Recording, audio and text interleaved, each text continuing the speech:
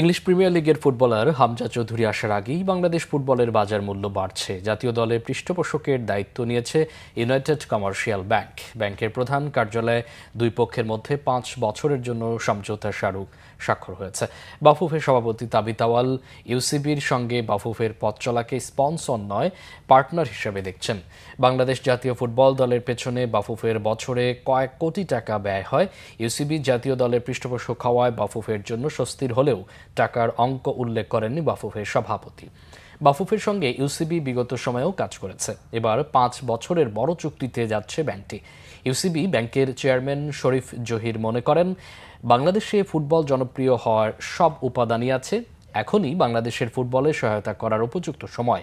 তিনি আশা প্রকাশ করেছেন, বাংলাদেশের ফুটবল সেই হারানো গৌরব ফিরে পাক এবং ফিফা এএফপি র্যাঙ্কিংয়ে আরও উন্নতি করুক। এর আগে বাফুফে অনেক পৃষ্ঠপোষক পেলেও সেই চুক্তিগুলো দীর্ঘমেয়াদী হয়নি।